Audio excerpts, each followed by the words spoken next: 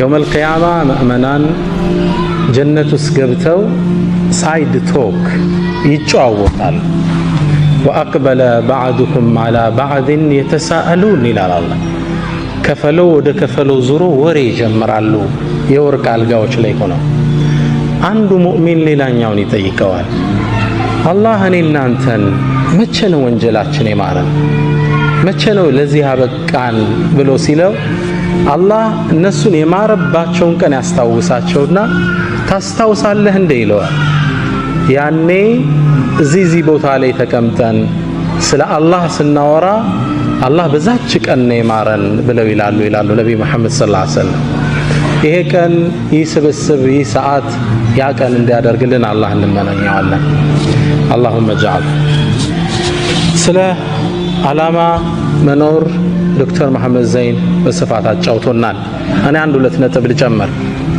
ርዕሱን በህይወት መንገድ ላይ ብየዋል ህይወትን ስንኖር ብንከተላቸው ስኬትን የሚሰጡን ህይወትን ጥፍጥና በደንብ እንድናጣጥም ያደርጉልናል አንድ 5-6 ምክሮችን አጋራቸዋለሁ أسأل الله التوفيق والإخلاص والسداد والصواب አንደኛው ያለ ዓላማ አትኑር አንድ አባት ተጠየቁ በህይወቱስ ትልቁ ሸክም ምንድነው ተባሉ አባት ሲመልሱ ምን አሉ ምንም ነገር አለመሸከም አሉ ኃላፊነት ሳትሸከም ሚና ሳይኖር ህይወትን መግፋት ትልቁ ሸክም ህይወት ውስጥ ግብ ይኖራል አሳክተነው ምናልፍ አንድ ነገር ይኖራል ታሪክ ስናገላብጥ ምንታወስ አንድ ሰው ነው وكن رجلا إن أتوا بعده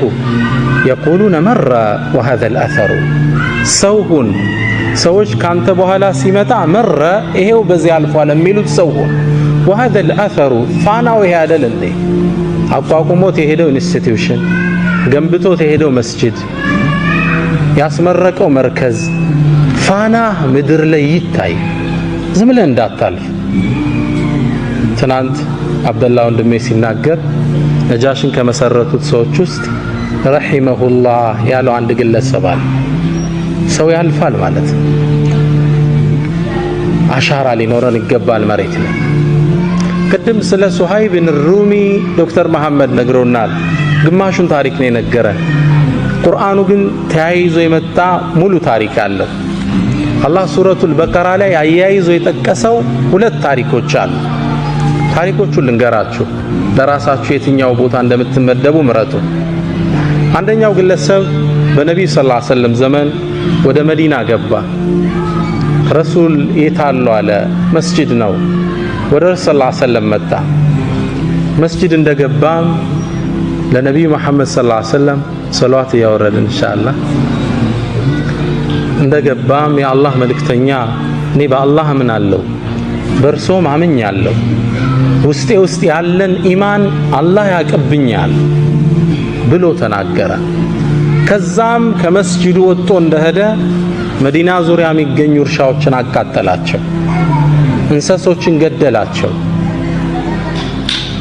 በጣም የሚኮንን ስራን ሰራ አላህ ክስተቱን ያየው ነበርና ይህ መጥፎ ሞዴል የህይወት ግቡ የተዛባበትን ግለሰብ እንደ ሳምፕል አላህ ቁርአን ላይ ጠቀሰልን ወሚን الناس አለ ከሰዎች ውስጥ አለ من يعجبك قوله في الحياة الدنيا በዱንያ ህይወቱ ላይ ንግግሩ የሚገርም የማይተገብረውን የሚያወራ ويشهد الله على ما في قلبي ደግሞ የድፍረቱ ውስጤ ኢማን አለ ያለ አላህን ያስመሰክራል እኔ ልንገር መሐመድ وهو ألد الخصام ድንበር ያለፈ ተከራካሪ وإذا تولى ካንተም ዞር ብሎ ሲሄድ ያረጋው ልንገር سعى في الأرض መሬት ላይ ሮጠ ليفسد فيها መሬት ሊበክል ويهلك الحرث والنسل ዘርንና አዝርዕትን ሊያጠፋ የተንቀሳቀሰ ሰው ነው ይህ ሰው በመጥፎ ሞዴል አላህ ጠቀሰው ቁርአን ላይ ከዛው ስራ ያይዞ አላህ አንድ ታሪክ አስከተለ ግለሰቡ ቁረይሽ ውስጥ ቢኖር ሱሃይብ ብን ሩም የሚባል ወጣት በነብዩ ሰለላሁ ዐለይሂ ወሰለም አምኗል፣ ወዷቸዋል፣ ወደ እርሳቸው ለመሰደድ ጓጉቷል። ቁረይሾች ግን ሊለቁት ፈቃደኛ አይደሉም። አንድን አሳቻ ጊዜ መረጠና ወደ መዲና ስደት ሾልኮ ወጣ። ሲወጣ ግን ቁረይሾች ደረሱበት። ሄደን መያዝ አለብን ብለው ተሰልፈው ጦር አዘመቱበት ፈረሰኞችን። መንገድ ላይ እየሄደ እያለ ተከበበ። ሱሃይብ አሉት፣ ጅእተና ስዕሉከን፣ ደሃ ሁነ መጠህልን መካ ውስጥ ሀብትን አጠራቅመህ ወደ መሐመድ ትሄዳለህ እንዴ?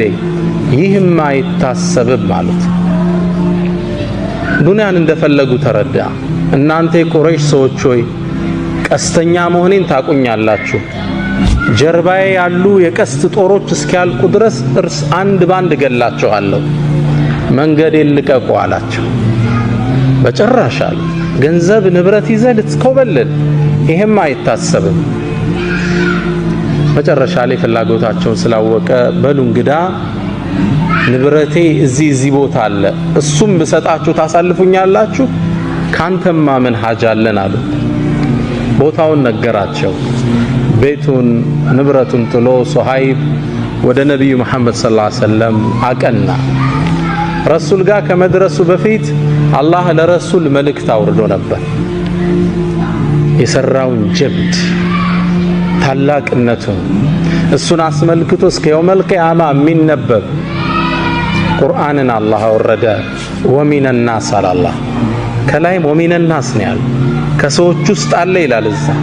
ታችም ወረደና ወሚነ ናስ አንተ መሐመድ ከሰዎች ውስጥ አለ መን የሽሪ ነፍሰሁ ኢብቲጋአ መርዳቲላህ፣ የአላህን ውዴታ ለማግኘት ነፍሱን የሚሸጥ። አንቀጹን አላህ ሲጨርሰው ምናል? ወላሁ ረኡፉን ቢልዒባድ። አንቀጽ አቆጫጩ ጥልቅ ነው በተፍሲር ትንታኔ።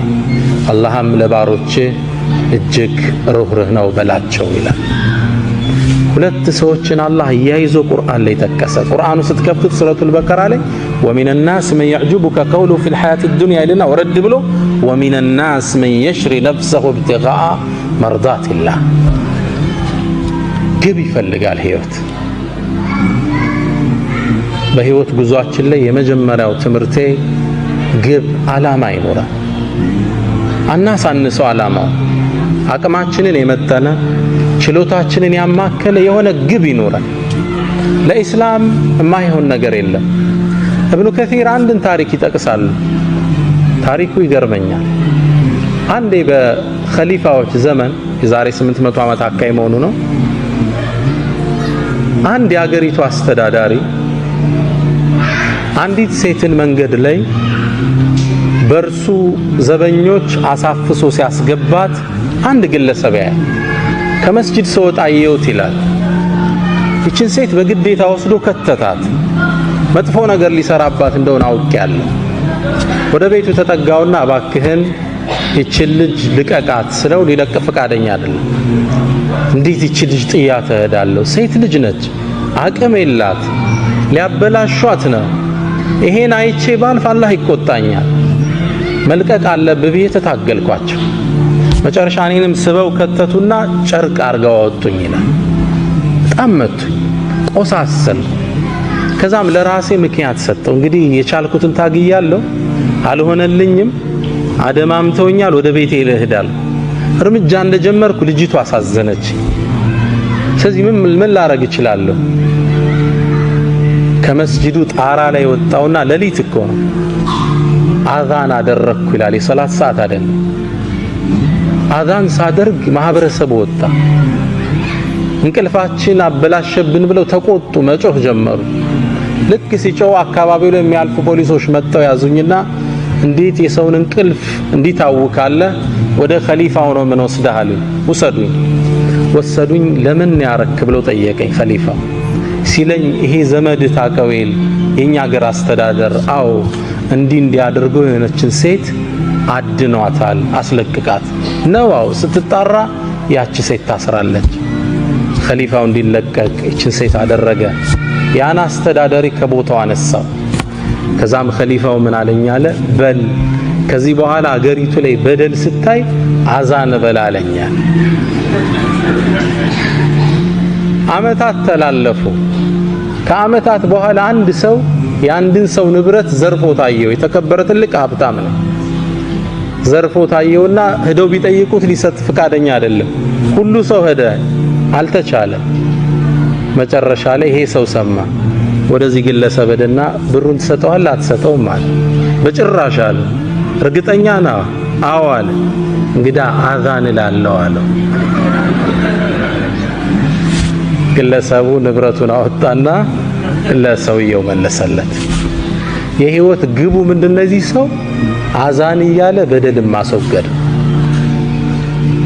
አናሳንሰው ህይወትን ግን ትልቅም ነገር ማለት አይደለም። ብቻ አሻራ ይኖራል፣ ትንሽ ሚና ይኖራል በህይወት መንገዳችን ላይ። ዱ ሞስታ ፕላኔራ ብያለሁ በእናንተ ቋንቋ።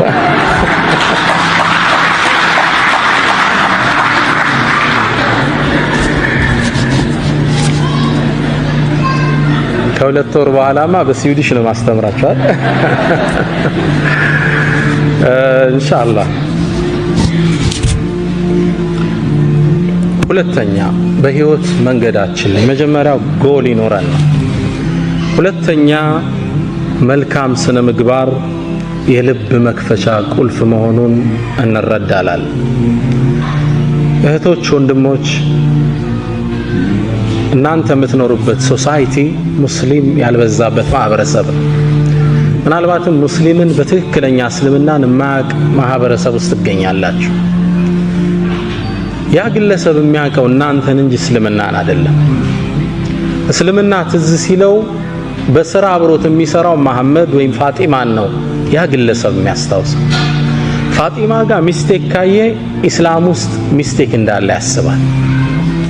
ስለዚህ እናንተ ቫይስ ጋራንት ኦፍ ኢስላም ናችሁ፣ የኢስላም አምባሳደር ናችሁ። አትጠራጠሩ። ጥሩ ስነ ምግባር ካዩባችሁ ኢስላምን ይወዱታል፣ ያነጻችሁን ዲን ይናፍቁታል። እናንተ ጋር ጋፕ ካዩ ኢስላምን ነው የሚተቹት። ቁርአን የሚያውቁት ይመስላችኋል እንዴ? አያውቁትም። ከእናንተ መሃል አንድ ሰው አስነስቼ የቡድሃን መጽሐፍ የሚያውቃለ ብል የሚመልስልኛል አለ? ትርጉሙን አይደለም አይቶት የሚያውቃለ መጽሐፉ? አታውቁትም። የምታውቁት ቡድሂስቱን ብቻ ግለሰብ። ግልጽ ነው። የምታውቁት ግለሰቡን ነው። ጥሩ ከሆነ እነዚህ ቡድሃዎች ግን ጥሩ ሰዎች ናቸው ትላለህ። በሂደት ምን ትላለህ? መጽሐፋቸው ምን ቢሆን ነው ሃይማኖታቸው ትላለህ። በሰውየው መማረክህ ወደ ዲኑ የሚያዳርስህ በር ነው። እናንተ ፕሮግራም ተሰጥቷችሁ አርፍዳችሁ ስትሄዱ እነዚህ ሙስሊሞች ፕሮግራም አይጠብቁም ነው የሚል እምነቱን ነው ባንድ የሚያወግዝ። እናንተ ሀገር መጥቶ ስኮላርሺፕ ስለተማረ እዚሁ አውሮፓ ውስጥ አንድ ሱዳናዊ የጻፋት መጣጥፍ ልቤን ነካችኝ። ግለሰቡ ርዕሱ ላይ ምን ይላል? ሌባ ነኝ እንዴ ይላል ርዕሱ። ሌባ ነኝ እንዴ? ምን ገጥሞት ይሆን? በምኖርበት ትምህርት ቤት ውስጥ ይላል ከትምህርት ቤቱ በሚሰጠን ብር እየወጣን እቃ የምንገዛበት አንድ ሱፐር ማርኬት ነበር። እዛ ሱፐር ማርኬት ውስጥ ወጥቼ እቃ ገዝቼ እገባለሁ ሁሌ። ከዛ አንዴ ስወጣ ሁሌ የምገዛው አንድ የምግብ አይነት አለ። ሁሌ የምገዛው $20 ነው ያን እቃ። ከዛ አንዴ ግን ከጎኑ $25 የሚል ተመሳሳይ እቃ አገኘው። ከዛ በጣም ገረመኝና ለሱቁ ባለቤት ምን አልኳት? ይሄ እኮ ተመሳሳይ እቃ ነው አልኳት። አዎ አለች። ታዲያ ለምን የተለያየ ዋጋ ሰጠሽው? ዋው መሰጠት አለበት አለች። ለምን? ይሄኛው ድሮ የገዛ ነው። አሁን ግን ስናስገባ ዋጋ ጨምሯል። ስለዚህ ድሮ የገባው በ20 ብር ነው፣ ያሁኑ ደግሞ በ25 ብር ነው አለች። በእኛ በነጋዴ ቋንቋ አይሄድምና ታዲያ ለምን ዋጋው ስለጨመረ ሁለቱን 25 ማታረጋቸው አልኳት። ሎጂካል ነው አይደል? እሷ ጠጋለችና ወደ ጆሮዬ ሌባ ነህ እንዴ አለችኝ። ግለሰቡ ጽሑፉን ሲጨርስ ሌባ ነኝ እንዴ ይላል ሲጨርስ። የአኽላቅ የሰዎችን ልብ የምንከፍትበት ቁልፍ ነው። እቺ ሰው አሁን ምን አይነት ስብዕና ቢኖራት ነው ትላለች። 5 ብር መጨመር ትችላለች። እርግጥም አዲስ የወረደው ምርት 5 ብር ጨምሯል። አኽላቅ አደራችሁን ስፔሻሊ እናንተ ዘንድ ትህትና ይፈልጋል። ለቀጠሩ ታማኝ መሆን ይፈልጋል። እውነተኝነት ይፈልጋል። አገር ቢያስወጣ ስነ ምግባር ወደ ሰዎች ልብ የምንሄድበት መንገድ ነው። አደራችሁ እኔ እዚህ ዩሮፕ ውስጥ ማየው ፓርቲ ገርመኛል። ሳነብም ስከታተልም ደስ የሚል ኢስላሚክ ማነርስ በዘመናዊ መልኩ ተቀርጸው እናያቸዋል። እና እናንተ ደግሞ የሙስሊም አምባሳደር ናችሁ። በስነ ምግባር ጉድለት የምንፈጥረው ሰዎች ላይ የባህሪ መናወጥ ብዙ ሊያስከፍል ይችላል። አንተ አንድ ሰው የሥራ ባልደረባ ነው፣ አበሳጭታ አስቆጥተው ብትሄድ ያ ሰው ቀኑን ሁሉ ታውኮ ቢውል አላህ ዘንድ አንተ ወንጀሉን ትጋራለህ። አንድ ጸሐፍት ምን ይላል መሰላችሁ? ድመቷን ማን መታት ይላል። ማን እንደመታት አብራችሁን ይፈልጉ። አንድ ትልቅ መስሪያ ቤት ላይ የሚሰራ የቤት አስተዳዳሪ ለስራ ይገባል። ሲገባ የድርጅቱ ዋና ኃላፊ ተቆጥቶ ነበር። በዛን ቀን ባህሪው ጥሩ አልነበረም። ልክ ስራ እንደገባ ያንን ግለሰብ ወረፈው፣ በጣም ሰደበው፣ አበሳጨው። በጣም ተቆጥቶ አእምሮ እንደጋለ ወደ ቤቱ ነዳ፣ ድራይቭ አረገ። ቤት ሲደርስ በሩ ጋር ማን ጠበቀችው? ሚስቱ ጠበቀችው። ከዛ የተቀበለው ሙቀት አዘነበባት። እህቶች አላህ ያስችላችሁ። ያው ባሎች ሲቆጡ እናንተ ላይ ነው አርም ያሳርፉት። ሚስትን እሱም ሰደባት። ተራ ነገር ነው የምታወራው። ተቆጣት፣ አበሳጫት። ምንድን ሆኜ ነው የምትለኝ? ምን አረኩ? መለሰችለት። ያናግራት ፈቃደኛ ጥላት ገባ። ተበሳጨች እሷ። ትንሽ እርምጃ እንደሄደች ከኋላ ልጇ ይጎታታል። ማማ ምንድነው? ቸኮሌት ግዢልኝ፣ ዞር በልፊቴ በጥፊ። እሷም ከባሏ የተቀበለችውን ማን ላይ ጣለችው? ልጇ ላይ ጣለችው። ልጅ ደግሞ እጁ ላይ ለካ ትንሽ ብስኩት ይዞ ነበር። ከስር ድመት መጣ፣ አንጋጣ ስጠኝ ትለዋለች። ቤቢ ደግሞ ተበሳጭቶ ነበርና በካልቾ ጥጋ ደረሰ። ድመቷን ማን መታት? ማን ነው የመታት ድመቷን? ማን? መሐመድ። የመጀመሪያ አበሳጨው የካምፓኒው ማናጀር። ትስማማላችሁ? የስ ማሙሽ አይደለም የመታት። ቤተሰቡ የተቀባበለው መጀመሪያ የተለቀቀበትን ሰዓት ነው። አንተ አንድ ሰው ላይ የምትፈጥረው መናወጥ፣ የስነ ምግባር ጉድለትህ ብዙ ፋሚሊ ሊያዛባ ይችላል። ስነ ምግባር ወደ ሰዎች ልብ የምንሄድበት ምንድነው? መክፈቻ ቁልፍ ነው። በህይወት ጉዟችን ላይ ጥሩ ስነ ምግባር ይኑረን። ሁለተኛው ምክሬ እሱ ነው። ሶስተኛው በህይወት መንገድ ላይ ለሰዎች ቅን ሐሳብ ይሁን። ደግነት ለራስ፣ መጥፎነት በራስ ላይ። አላህ ቁርአን ላይ አንድን አዋጅ ይናገራል። ኢና አሕሰንቱም፣ መልካም ብትሰሩ አሕሰንቱም ሊአንፉሲኩም፣ ለራሳችሁ ነው፣ ውጤቱ ወደ እናንተ ነው የሚመለሰው። ወኢን አሳእቱም፣ መጥፎ ብትሰሩ ፈላሃ፣ በነፍሶቻችሁ ላይ። ደግነት የህይወት መርሃችን ይሁን። በህይወት ጉዟችን ላይ ኢንሻአላህ ደግ እንሰብ፣ ለሰዎች መልካምን ለማድረግ እንሰብ። ደግነት ነፃነት አለ። ፈላስፋዎች ሁሉ ዓለም ላይ ያለፉ ፈላስፋዎች ፊሎሶፈርስ በሁሉም ሐሳብ ላይ ተለያይተዋል። ስለ አላህ እንኳን ተለያይተዋል። የነ ኒቼን መጽሐፍ ብታነብ ጋድ ኢዝ ዴድ የሚለውን ሐሳባቸው መፋለስ ታየዋል። በአንድ ሐሳብ ላይ ግን ተስማምተዋል። እርካታ የሚገኘው ከመስጠት እንጂ ከመቀበል አይደለም። እንግዲህ ብዙ ብር ስታገኝ ይመስልሃል እርካታ የምታገኝ? ከመስጠት ነው ሃፒነስ ያለ። ደግ በህይወት ጉዟችን ላይ ደግ ሰው ነው። ለሰው ቅን እንሰብ። የሥራ ቫካንሲ አየህ ስራ ላይ እንትና እኮ ስራ የለውም ደውለህ ጥራው። እህቴ የሆነ ጥሩ ሰው አየሽ እገሌ እኮ ለእንትና እንዲህ ሊሆናት ይችላል። ቅን ማሰብ ለሰው። ለሁለቱም የቁርአን አንቀጾች ሁለት ምሳሌ ልስጣችሁ። አሕሰንቱም ሊአንፉሲኩም ደግነት ለራስ ነው። ዶክተር ራቲብ ነቡልሲ ያወሩት ታሪክ ነው። እርሳቸው ስላወሩት ነው እኔም ታሪኩን ምደግመው። አንዴ ይላሉ አንድ የመስጂድ ኢማም ኸጢብ አሰጋጅ ናቸው፣ ትልቅ ዓሊም ናቸው። በህልማቸው አንድ የሚገርማቸውን ህልም አዩ። በህልማቸው ያዩዋቸው ነቢዩ መሐመድን ሰለላሁ ዐለይሂ ወሰለም። አላህ ሁላችንን ይወፍቀን ኢንሻአላህ።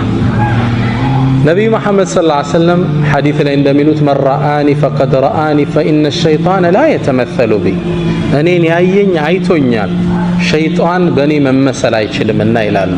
አላህ እርሳቸውን ከሚያዩት አላህ ያድርገን። በህልም ይህ የመስጂድ ኢማም አዩአቸው። ነቢዩ መሐመድ ሰለላሁ ዐለይሂ ወሰለም አንድን ኃላፊነት ለግለሰቡ ሰጡት። ከመስጂዱ ጥግ የሚኖር እገሌ የሚባል ሰው አለ፣ ሂድና በጠዋት ቤቱ ፈበሽርሁ አነሁ ጃሪ ፊል ጀና፣ ጀነት ውስጥ ጎረቤቴ እንደሆነ ንገረው። ከባድ ብስራት ነው አይደል? ኢማሙ ከእንቅልፍ ነቁ። ይህም ብስራት እሳቸውም ዓመታት ያሰገዱት አላገኙት። ስንት ሰው ያስተማሩ የነቢዩ ጓደኝት በጀነት ጓደኛ ማን ይሆን ግለሰቡ? ወደ ቤቱ አቀኑ። ቤቱን ሲያንኳኩት መስጂድ ላይ በርቀት የሚያውቁት አንድ ግለሰብ። በጣም ተገረሙ። እኔ አንድን ነገር ልነግርህ ነው የመጣው አሉት። ምን ብትሰራ ነው? ረሱል ሰለላሁ ዐለይሂ ወሰለም በጀነት ጎረቤታቸው እንደሆንክ እንድነግርህ ላኩኝ። ምን የሰራኸው ኸይር ስራ አለ አሉት። ግለሰቡ ምን አለ? ምን ኸይር ስራ አለኝ ብላችሁ ነው? ምንም የለኝም በጭራሽ። አንተና አላህ የምታውቁት ትልቅ ምስጢር አለ፣ በአላህ የሆነብህ ንገረኝ አሉት። ግለሰቡም ሼኽ ያው ሀያ ያዘው። ከጠቀመውት አንዲት ስራ አለችኝ እሷን ላጫውታችሁ ንገረኝ አሉት። አንዲት እንግዲህ ሲኖር ለጋብቻ ወሰነና አንዲትን ወጣት ለጋብቻ ጨዋት ይላል። ሳገባት ንጹህ ሴት ናት ብዬ ነው። ነገር ግን ማላቀው ታሪክ ነበራት ልጅቱ። ባገባዋት በ4 ወር ውስጥ ልጅቱ አጋጣሚ እርጉዝ ነች። ያረገዘችው ከሌላ ነው። አላህ ይጠብቃችሁ ኢንሻአላህ። ግን ትዳር መስርታለች። ምጥ መጣኛለች። የት ነው ያረገሽው? በጣም ፈራች፣ አለቀሰች፣ ተጸጸተች፣ አፉ በለኛለች። ግን ተበሳጭቻለሁ። መጨረሻ ላይ ራሴን 2 አማራጭ ላይ ያገኘሁት። አንድ እቺ በዝሙት ያረገዘች በጣም ማትረባ ተራሴት ብዬ ለቤተሰቦቿ መልሼ አካባቢው አይን ላፈር እንዲላት ማድረግ አንድ አማራጭ። ሁለተኛ ደግሞ ተሳስታ ነው እቺ ልጅ ወጣት ነች። እዚህ በህይወት የሆነ አጋጣሚ ተሳስታለች፣ ተጸጽታበትም አለች። ለተውበት ልገዛት 2 አማራጭ ራሴን አገኘሁት። ነፍስያዬን ተጫንኩና ወደ ተውበት መመራት ይሻላታል ህይወቷን ከማበላሸው ብዬ ወሰንኩ። ግን ልጅ ሊወለድ ነው። ካገባት ገና 4 ወሩ ነው። እንዴት አርጎ ያምልጥ ከዚህ ውስጥ? መጨረሻ ልክ የወለደች ጊዜ ማንም እንዳያቃርብ እንደተወለደ ልጁን ሕፃኑን ይዤው ወደ መስጂድ ሄድኳል። ባለቤቱ መውለዱን ሰው ያውቅ። ልክ ሰው ኢሻ ሶላት እንዳለ ሲገባ ውጪ ላይ በፎጣ ጠቅል ያስቀምጨው ሶላት ገባ። ልጁ የውጩን ብርድ አልቻለምና እየሰገድን ማልቀስ ጀመረ። በጣም ያለቅሳል። ገና ለጋ ሕፃን ልጅ በጣም ሲያለቅስ ሰው ሶላት እስኪያሰላምት ቸኩሏል። እንዳሰላመተ ሩጦ ሲወጣ ሕፃን ልጅ ተጠቅልሎ ፎጣ ያለቅሳል። ማን ነው ጥሎብን የሄደ? መራገም ጀመረ። ከዛ መሃል ብቅ አልኩና ይሄን ልጅ ወስዶ ሊያሳድገው መሃላችሁ ሚችል ሰው አለ አልኳቸው። ልጆቻችንም አልቻልነ ደግሞ ገና ሚጠባ ሕፃን ልጅ እንውሰድ እንዴ? ምን ነካ አንተ? ከዛ ቀበል አደረኩና ማህበረሰቡ እየሰማኝ እኔ ታውቃላችሁ ባለቤቴ አሁን ያገባዋት ልጅ የለኝም የቤተሰብ ጫና ስለሌለብኝ ይሄን ልጅ ወስጄ አሳድገዋለሁ አላቸው። ግልጽ ነው። ትልቅ ኢማን ይጠይቃል። ከባድ ነው። ሕፃኑን ተሸከመና ወደ ቤቱ ይዞት ተመለሰ።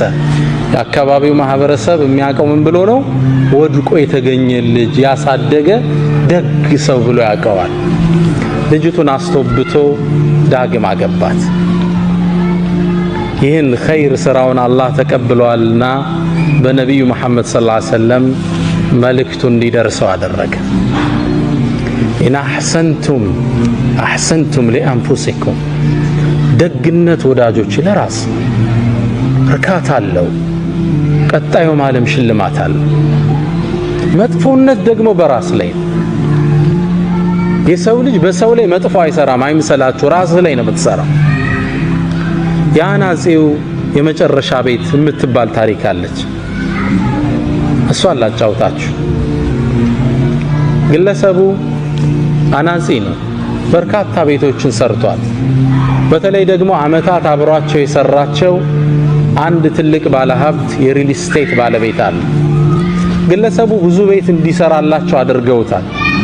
እሱ ነው ጣውላዎቹን፣ ወለሎቹን የሚያነጥፈው፣ ፐርኬውን፣ ጣራውን ሁሉንም የሚሰራ እሱ ነው። ኪችኑን ሁሉ የሚሰራ እሱ ነው። በርካታ ቤት ሰራላቸው። ታዲያ አንዴ ስራ በጣም ስለሰለቸው መልቀቂያ ወረቀት ወደ ድርጅቱ አስገባ። ድርጅቱ ውስጥ ወረቀቱን ሲያስገባ የድርጅቱ ባለቤት ወረቀቱን ሲያዩት የሥራ መልቀቂያ ወረቀት ነው። ይህ ሰው ስራ ሊለቅባቸው ነው። በጣም ጥሩ ጓደኛቸው ነበር። አመታት አግዟቸዋል። ከዛም ምን አሉት? በል ስራውን ልትለቅ ወሰንካው፣ እንግዲህ አንድ ነገር ላስቸግረ። ምን አላቸው? የመጨረሻ አንዲት ቤት ስራልኝ፣ ማስታወሻ ትሆነኛሉ። ሰውየው ለመስራት ፍቃደኛ አይደለም። መጨረሻ ግን ከነበራቸው ቆይታ አንፃር ይሻላቸው።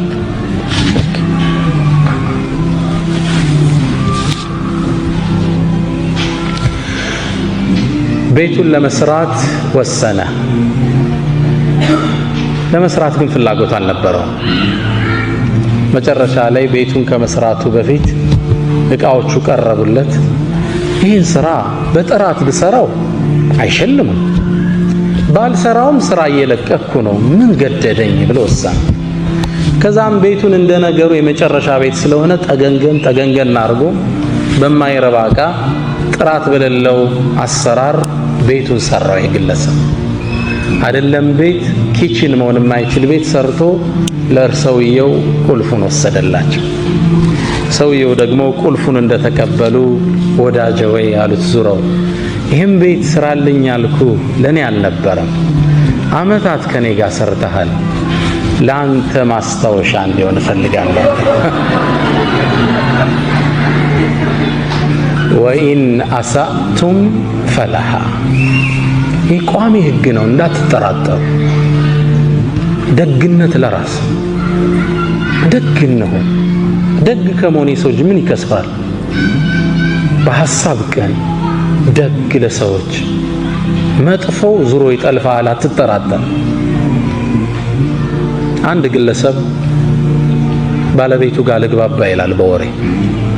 አጋጣሚ ተቆጥቶ የሆነ ነገር አደረግኩ ሲል ማይሆን ቦታ ይመታትና ትወድቅበታለች። ስትወድቅበት ትንሽ አያት፣ ትንፋሿ ቀጥ አለ፣ ሞተችበት። ደነገጠ። ምን ያደርግ? ገደልኳት ቢል ዕዳ ነው፣ ለወሬም አይመችም። ምን ያደርግ? አንድ ጓደኛ አለው፣ ደግ ያልሆነ ጓደኛ። ባለቤቴን እኮ ሳላቅ እንዲያርጌ ስመታት ገደልኳት፣ ምን ላድርግ አለው። ነው እንግዲህ አጋጣሚ ወድቃ ሞተች ብለ እንዲያደርግ መፍትሄ ብዙ አለ አይደል? ሸረኛ ነበርና መጥፎት መውጫ ነገረው። አይ የምታረገውን አንድ አቋራጭ መንገድ ልስጥህ አለው። አንድ ወጣት፣ ቆንጆ ወጣት ሲያልፍ ያዘውና እሱን ገደለውና ላይዋ ላይ ጣለው። ከዛም ዚና ስትሰራ አገኘዋት፣ ተበሳጨች፣ ሁለቱንም ገደልኩ ብትል ይሻላል አለ። ግለሰቡ መውጫ መሰለውና አው አሻራዬም ይኖር ይሆናል እሷ ላይ መመርመሩ ስለማይቀር እንደገደልኩ ይታወቃል፣ አሁን የሰጠህ መውጫ ቆንጆ መውጫ ነው አሉ። በሩ ጋር ሆኖ ይጠብቃል። አንድ ለግላጋ ቆንጆ ወጣት አለፈ። ወደ ቤት ጋበዘው። ልክ እንደገባ የሚስቱን ጽዋ ቀመሰ። ወጣቱን ላዩ ላይ ጣለ። ቤተሰቡን ጠራና ይሄው ጉድ ሰራችኝ፣ ጉድ ሰራዋታል። ይሄ ታሪክ በዚህ ተቋጨ። ያ አስተያየት የሰጠው ጓደኛው በዛ ምሽት ቆዝሞ አመሸ። ሰዓቱን በየደቂቃው ይመለከታል። ረዘመበት። ለካስ የሚጠብቀው አንድ ወጣት ልጅ አለው። ዛሬ ልጅ ምን ነክቶታል? ሰዓቱን ተደጋግሞ ይመለከታል። ጠበቀው፣ አልመጣም ልጅ። ይህ ሰው እንቅልፍ ሳያገኝ አደረ። ጠዋት ወሬ ሲያጣራ የተገደለው ልጅ ማን ነበር? የራሱን ልጅ ነበር። ወኢን አሳእቱም ፈላ። በህይወት ጉዟችን ላይ ሶስተኛው ምክሬ ደግ ነው። ቅን እንሁን ለሰዎች ለውጥ እንሳብ። ለእህትሽ እድገት ሐሳቢ ሆይ። ማንን ይጎዳል ደግነት? ማንስ ነው ደጉ ነው የጠፋው? ደግነት ዋጋው ወደ ራስ ይመለሳል። በህይወት ጉዞህ ላይ ሌላው አራተኛው ምክሬ ሁሌም ተሐድሶ ያስፈልጋል። ሁሉም የህይወት ክፍሎችህን ሁሌም ልታንጻቸው ይገባል። የሰው ልጅ 4 ነገሮች እንዳሉት ይታመናል። አእምሮ፣ መንፈሱ፣ አካሉና ስሜቱ። ማይንድ፣ ቦዲ፣ ኢሞሽን እና ስፒሪት ይሉታል። 4 ነገሮች አሉ። እነዚህ በህይወት ጉዞህ ላይ ሁሌም እድሳት ያስፈልጋቸዋል።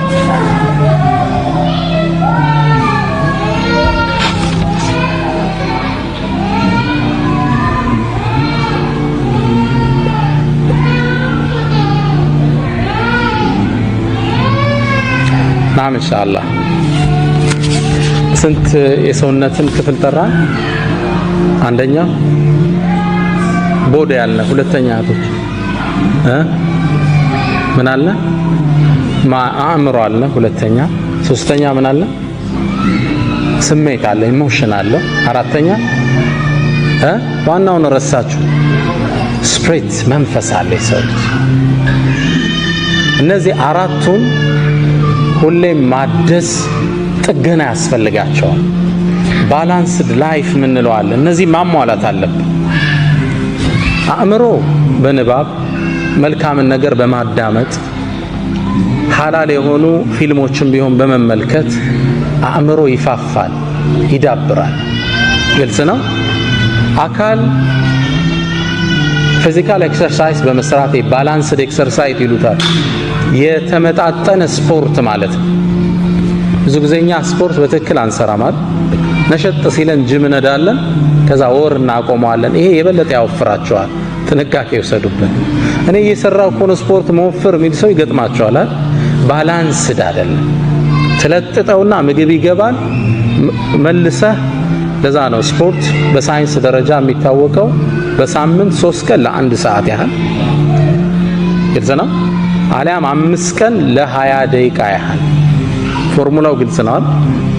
5 ቀን ለ20 ደቂቃ ያህል ዱብ ዱብ ዝልዝል ሮጥ ሮጥ ያስፈልገናል። አተነፋፈስ ይስተካከላል፣ የሰውነት ሼፕ ይስተካከላል፣ ጥንካሬ አብሮ ይወለዳል። አካል መጀመሪያ በስፖርት፣ ሁለተኛ ዳይቲንግ አመጋገብ አለ። ግልጽ ነው። አመጋገብ የተመጠነ አመጋገብ፣ ከምግብ በፊት 30 ደቂቃ በፊት ውሃ መጠጣት። ውሃ አንዳንዴ እየበላ መጠጣት በሳይንሱ አይመከርም። ከምግብ በፊት 30 ደቂቃ በፊት ውሃ መጠጣት። ውሃ ደግሞ ከምግብ በኋላ እንጠጣ ካለ 30 ደቂቃ ቆይተን መጠጣት አለብን። ግልጽ ነው። ፍሩት ብዙ ጊዜ ልመዱ ተብሏል። አሁን ተቆራርጦ አብሮ ይቀርብልናል። የፍሩት አመጋገባችን መስተካከል አለበት። ፍሩትስ ከምግብ በፊት 30 ደቂቃ ወይ 1 ሰዓት በፊት ነው መበላት ያለባቸው፣ አሊያም በኋላ። ብዙ ጊዜ ምንድነው የሚሆነው? ቀይ ወጡ ምን አልጫውን እንበላና ከጎን ደግሞ ሙዝ ብርቱካን ይቀርባል። ከላይ ከበላው ትኩስ ነገር ነውና የገባው ሙዙ ብርቱካኑን ያፈላዋል። ጥቅም የለውም። ሆዴን ነፋኝ ትላለህ አርበልተ ሳይንቲፊክ ሪሰርች ነው ነገራችሁ። ፍሩትስ ብቻቸው መበላት አለባቸው። ቀድመው ይበላሉ፣ ጨጓራ ላይ ተነጥፈው ይቆያሉ ቦታ ቦታ ይዘው። በዛ ላይ ሌላ ምግብ ሲጨመር ለጤንነት ጥሩ ነውና ሁለተኛው ምናድሰው የመጀመሪያው ምንድነው? አካል የስፖርት አንድ፣ ሁለተኛ አመጋገብ፣ ሶስተኛ ስትሬስ ማኔጅመንት ይሉታል ዶክተር ስቲቨን ኮቬይ 7 Habits of Highly Effective People የሚል መጽሐፍ አላቸው እና እዛ ላይ ሶስተኛው ስትሬስ ማኔጅመንት። ህይወት ያው በጭንቀት ማዕበል ትናጣለች አይደል? ሁሌም ከሐሳብ አባርተን አናቅም። ትዳር ያሳስባል፣ ስራ ያሳስባል፣ የወላጆች ጉዳይ ያሳስባል፣ ዳዕዋው ያሳስባል፣ የዓለም ሁኔታ ያሳስባል። ከስትሬስ ውስጥ አለን፣ ጭንቀት ውስጥ። ይሄ ማኔጅ ማድረግ አለብን። ህይወት ሁሉም ቤት አሳይመንት አለው አይምሰላችሁ። አእምሮ አሸብርቆ ብታዩት ግን ውስጡ የሚያስጨንቀው አጀንዳ አለው፣ አትጠራጠሩ። ስለዚህ ጭንቀት ሲመጣ ማኔጅ ማድረግ አለብን። ዱንያ ኃላፊ ነች፣ ከልኩ አያልፍም። ሁሉም ነገር ለኸይር ነው። ራስህን እየጠገንክ አካልህን መጠበቅ ወሳኝ ፓርት ነው። በህይወት ጉዞ ላይ አራቱን ጠብቃቸው። አንደኛ ምን አለ አሁን ያነሳ ነው? አካልን በአመጋገብ በስፖርት ጭንቀትን በመቆጣጠር። ሁለተኛ ስፕሪት፣ ለዚህማ ሙእሚኖች ነን። መንፈስ ጥገና ያስፈልገዋል። ዚክሮች ያስፈልጉናል። ቁርአን ዊርድ ያስፈልገናል። አላህ ይወፍቀን። ረመዳን ላይ ከቁርአን ጋር የተፋታን ሰዎች እንበዛለን አይደል? አሁን አለ እንደ ከዛ በኋላ ያነሳ ኪታብ አይመስለኝም። ቋሚ ይዞ ቢያንስ አንድ ፔጅ በቀን ሚላለ ማለት አላህ ያዘነለት ካለ ደስተኛ ነኝ። ቋሚ የሆነ የመንፈስ ግንባታ ይፈልጋል። ዳዕዋዎችን ዩቲዩብ ላይ ያወረድን ማዳመጥ፣ ሲዲዎችን ማዳመጥ፣ ኢስላሚክ ቡኮችን ማንበብ ኢማን ሊጨምሩ የሚችሉትን ኢማን ተሐድሶ ይፈልጋል። አለ ሶላት እኮ እየከበደ ይመጣል። እናንተ ሀገር ደግሞ አንዱ ሶላቱን መደመር ያው የቀለለ ነው የሰራው ሲስተማችሁ። ኢማኑ ይላላና አንድ ላይ ተሰበስበዋል። ሶላት እንዴት ነው አልኩት። ውጭ የሚኖሩት አሜሪካ ወንድም አለኝና አም ጉድ አለኝ። ግን እንደው የምቸገረው አንዳንዴ አምስቱም ባንድ ያሰልፋቸዋል አለ። በቃ ከዙር ከሱፊ እስከ ኢሻ ያለውን ኢሻ ላይ ነው ገብታ የምትሰግደውና የመንፈስ ተሐድሶ ይፈልጋል። ህይወት በኢማን ጥንካሬ ካሉን ማታልፋት መከራ ነች። ኢማን ሲኖርህ ችግሮቹ ሊያንሱብህና ደስተኛ ነህ ሁሌ። ከዛ ነው ጥሩ ኢማን ያላቸው ሰዎች ሲበሳጩ ብዙ አታያቸው። ከልኩ ያልፍ ዱንያ አይደለች እንዴ? ላ አይሽ ኢላ አይሹ ለአኺራ። ዋናው ሀገሬ ላይ አይደል እንዴ? why do I bother about it? ኢማን ተሐድሶ ሲጎለው ነገር ይጀመራል። ባልና ሚስት አለመግባባት ይጀምራሉ። እሷም ኢማኗ ይቀንስና አንተም ግባና ኪችን ስራ እንጂ ማለት ትጀምራለች። ያው ማገዝ አለባችሁ ኢንሻአላህ። አላ ኩሊ ሐል ምን ይጀመራል? አለመግባባቶች ይፈጠራሉ። ኢማን ተሐድሶ ይፈልጋል። ጾሞች፣ ቁርአን መቅራት፣ እነዚህ መርሳት የለብንም። ምናልባት ማይንድ ብያለሁ፣ አእምሮ በንባብ ጥሩ ነገር በማዳመጥ ይፋፋል። ህይወት ይላል አልበርት አንስታይን፣ ህይወት እንደ ብስክሌት ናት ይላል። ሁሌም ላለመውደቅ ባላንስህን ጠብቀህ መረገጥ አለብህ ይላል። ከዚህም እዚህ መጠበቅ አለ። በአእምሮህንም አካልህንም መንፈስህንም ስሜትህንም ሁሌ ባላንስ አድርገህ መሄድ አለብህ። አንዱ ላይ ብቻ እናተኩርሽ። ባላንስድ ህይወታችን ሻርፕን ደ ሶው ይሉታል። ሁሌ መውረዱን መሳል ይፈልጋል። ስትታደስ ነው የመስራት ወኔ የሚጨምረው፣ የመለወጥ ወኔ የሚያድገው።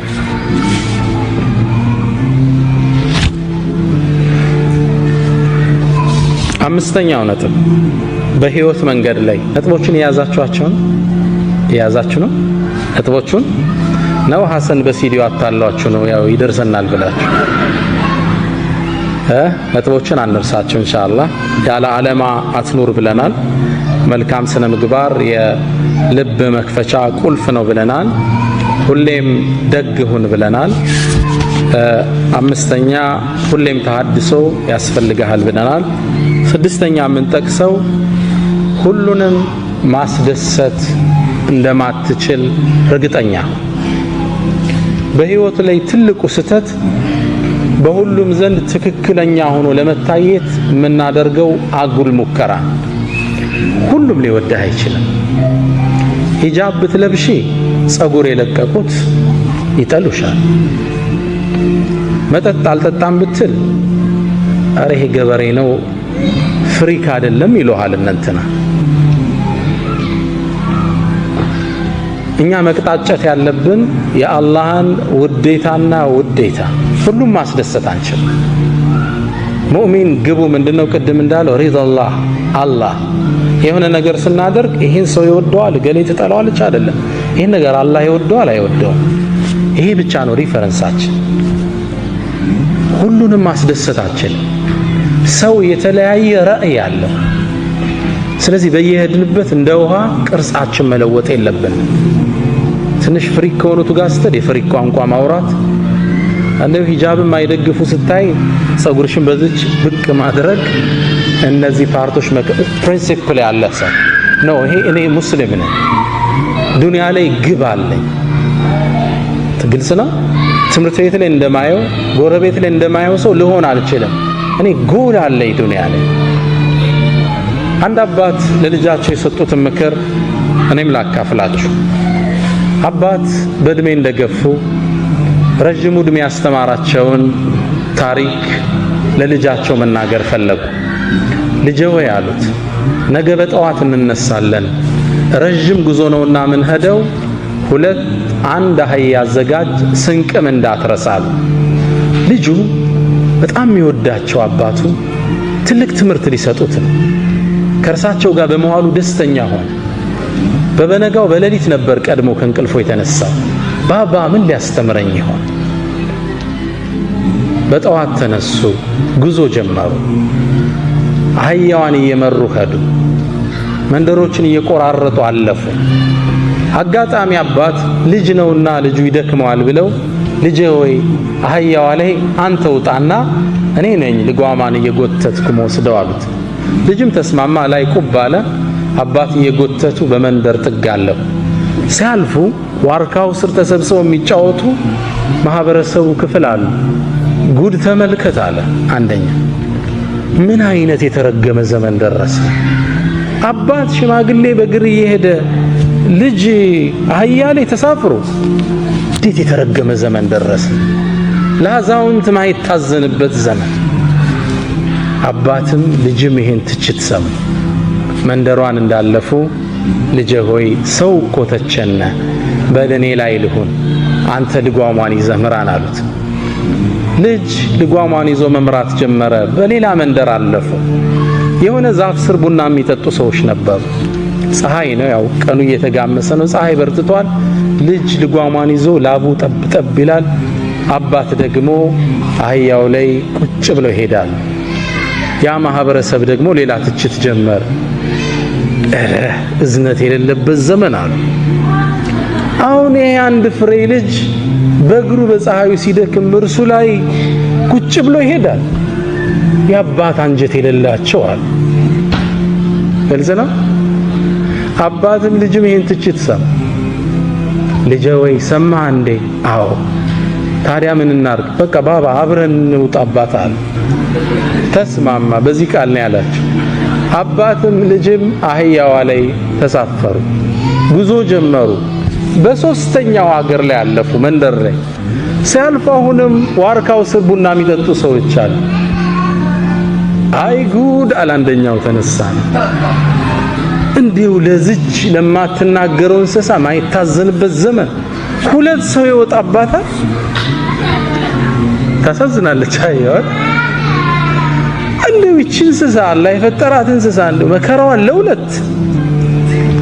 ትንሽ እንዳለፉ ልጄ ሰማህ እንዴት ትችታቸው? አዎ። ምን እናድርግ? በቃ በእግራችን እሷም ትሄድ እኛም እንሄድ አላቸው። ሁለቱ ከፊት ለፊቱ ነው። መንገድ እያቆራረጡ በአንድ መንገድ ጥግ አለፉ። ፀሐዩ በርትቷል። አህያዋ ከኋላ፣ ሁለቱ ከፊት ልጓሟን እየመሩ።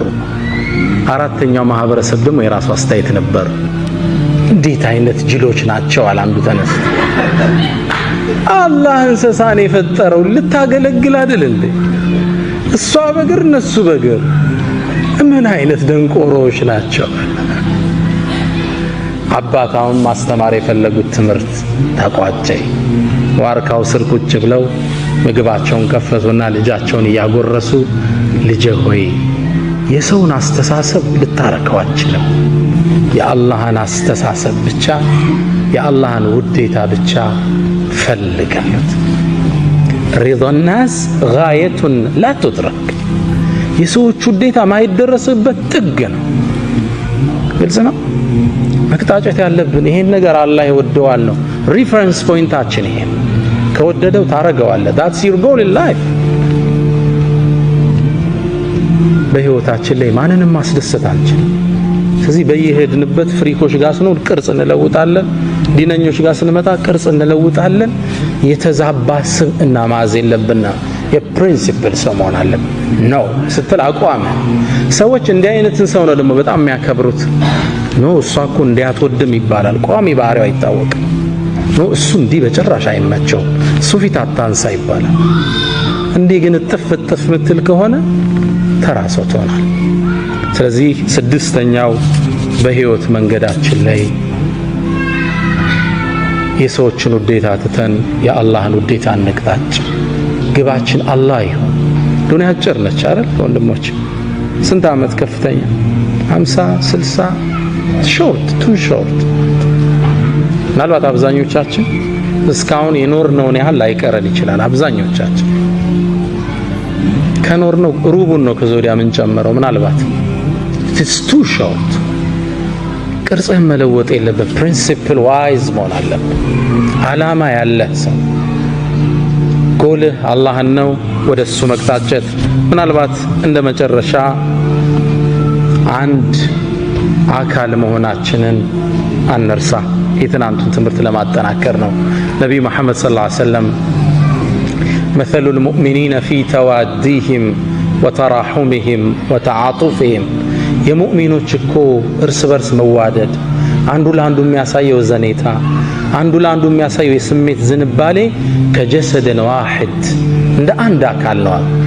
ሱብሃንአላህ። የረሱል ገለጻ እንዲህ ወደ ጎን ርዝመት የለውም፣ ወደ ስር ነው ጥልቀት ያለ፣ ሆሪዞንታል አይረዝምም። ኦቲቱ ጀዋሚዕል ከሊም ነው የሚለው ነገሮችን ሰብስቤ ማስረዳት ችሎታን አላህ ሰጥቶኛል ይላል። እንዲህ አይረዝምም፣ እንዲህ ነው የሚጠልቀው። የሙእሚኖቹ ማንነት እኮ እርስ በርስ ሲዋደዱ፣ ሲተሳሰቡ፣ ሲተዛዘኑ ከጀሰድን ዋሂድ እንደ አንድ አካል ኢዘ ሽተካ ሚንሁ ዑድውን አካል ውስጥ አንድ አካል ሲጎዳ ተዳዓ ለሁ ሳኢሩል ጀሰዲ ቢሰሐሪ ወልሑማ። እጅህን ብትቆረጥ እንቅልፍ ይመጣ አይመጣም? ይሄ ነበር የተቆረጠው። ለምን መተኛት አይችልም? ጥርስህን አሞ እንቅልፍ ይመጣ? ጥርስ ነበር እኮ የታመመ። ሌላው ለምን አይተኛም? እጅ ለምን ነው ማያርፍ? እግር ለምን ነው አደብ ይዞም አይተኛም? አንድ ነው። የወንድምህ ጉዳት ያንተ ጉዳት፣ የእህትሽ ውድቀት ያንቺ ውድቀት፣ አንድ አካል። ለመጠፋፋት ማሰብ የለብንም። አብረን ነው የምንወድቀው። አንዴ ይባላል እኮ ጥርስ ተበሳጨና ምላስ ላይ ዛቻን አቀረባል። ምናባዊ ወሬ። ጥርስ ተበሳጭቶ ነው። አንቺ ምላስ አርፈሽ ቁጭ ካላልሽ ቀርጥፌ ነው ማሳረፍሽ አላት። ግልጽ ነው። እዛው አኝኬ ነው ማሳረፍሽ፣ ስርዓት አድርጌ አላት። እሷም በስጨት አለችና አንተም ስርዓት አልስካልክ አንዱን ተሳድቤ ነው ማስረግፍ አለች። ግልጽ ነው። ግልጽ አይደለም። አንተም ብቻ አይደለም ከነ 32 ቤተሰብን ማስወጣ አለች። መጠፋፋት ነው የሚሆን። ግልጽ ነው። እኔን አንተ ለማጥፋት ስታስብ አንተም አብረህ ነው የምትወድቅ። የሙስሊም ሚዲያ ሆነ መሪህን ስተች፣ መሪው ደግሞ አንተም ቢተች አብረህ ነው የምትወድቅ። መጠፋፋት ይሆን። እዚህ በህይወት ጉዟችን ላይ አንድ አካል እንደሆነ እንሰብ። አንዱ ለአንዱ ጉድጓድ አይቆፍር። አንድ አካል በህይወት ጉዟችን ላይ እንደ አይነት ሰው እንሁን። የመጨረሻ በህይወት ጉዟችን ላይ ጥገኛ ነው። ጥገኝነትን ተጸየፉት። ስራ ለመስራትን በጣም ራቁት። ከማንም ስር ጥገኛት ሰርተን ራሳችን ለማብቃት ከዛም አልፈን ሌላውን ለመርዳት ቁልፍ ሰው ነው። ግልጽ ነው። النبي صلى الله عليه وسلم يقول يد العليا خير من يد السفلى ከስር ከሚቀበል እጅ ከላይ የምትጥል እጅ ትበልጣለች ይላል። ሰደቃን እኮ አበረታተዋል፣ ግን ከላይ ሰጪው ነው አላህ ዘንድ የተመረጠ። ከታች ተቀባያት ጥገኛቱን መቼም ቢሆን ፋሚሊ ላይ እንዳትደገፍ የራስን የላይፍ የሥራ ሲስተም ፈጥረ ራስክን የምትችል ራስክን የምታስከብር ነው። ኢብራሂም ኢብኑ አድሃም የሚባሉ አንድ ትልቅ ዓሊም ጓደኛ ነበራቸው። ንግድ ለመውጣት ፈለገ። ካልነገድኩ አለ በል ቀጥል አሉ። ንግድ ወጥቶ እየሄደ ያለ አንድ በረሃ ላይ ደክሞት አረፈ። ሲያርፍ ይህ ግለሰብ አጋጣሚ አላህ አንድን ተአምር አሳየው። ሁለት አሞራዎችን ተመለከተ። ከኔ ጋር ናችሁ? እኔ ጋር ናችሁ? ኢንሻአላህ ሁለት አሞራዎችን ተመለከተ። አንደኛው አሞራ አይኑ አያይም አጋጣሚ፣ ሌላ አሞራ ሌላ ቦታ ምግብ ይዞ መጥቶ አፉን አስከፍቶ ምግብ ሲመግበው አየ። ሱብሃንአላህ አለ ግለሰብ። አሞራን በረሃ ላይ የሚቀልብ ጌታ እያለኝ ነው እንዴ ንግድ ብዬ አህያ አሰልፌ የወጣሁት? ወደ ሀገር ያለ መሪውን አዞረ። ከተማይቱም እንደገባ ይህን ትልቅ ዓሊም አገኛቸው። ያ ሼኽ አለ አላህ በረሃ ላይ አሞራ የሚመግብ ጌታ እኔንስ ቤቴ ሆኜ ይመግበኝ የለ ምን ስራ አሰራኝ አላቸው። ኢብራሂም ኢብኑ አድሃም በሳል ነበሩና ትክክልና አሉት። አላህ ይርዝቃል፣ ሪዝቅን ማየት ይነሳሃል፣ ግን ለምን ውሩ አሞራ ለመሆን መረጥክ አሉት። ግልጽ ነው። ለምን መጋቢው ማቱ? ለምን ከላይ ሰጪው ማቱ? ለምን ታችን መረጥክ? ከዛም ግንባራቸውን ሳም ማረግና እርሶ ከሉበት ምድር እኔን ማያኖረኝ አላቸው። በህይወት መንገዳችን ላይ ጥገኛ እንዳት ስራ ክብር ነው። ራስን መቻል ኩራት። የመጨረሻው ምክሬ ይሄን ነው። በህይወት መንገዳችን ላይ ዓላማ ይኑረን፣ ጥገኛ እንሁን። ሁሉንም ማስደሰት እንደማንችል አውቀን የአላህን ደስታ እንምረጥ። መልካም ስነ ምግባር ወደ ሰዎች ልቦና የምንገባበት ቁልፍ መሆኑን አንርሳ። ሁሌም ራሳችን ላይ ተሐድሶን እናድርግ። ለሰዎቹ ሁሌም ቅን እንሆን። የመጨረሻው ደግሞ አንድ አካል መሆናችንን አንርሳላለው። ትንሽ አረዘምኩ ይመስለኛል። አላህ በሰማነው የምንጠቀም ያድርገን። ወሰለላሁ ወሰለም ወባረከ ዐላ ነቢይና ሙሐመድ። ሰላም አለይኩም ወራህመቱላሂ ወበረካቱሁ።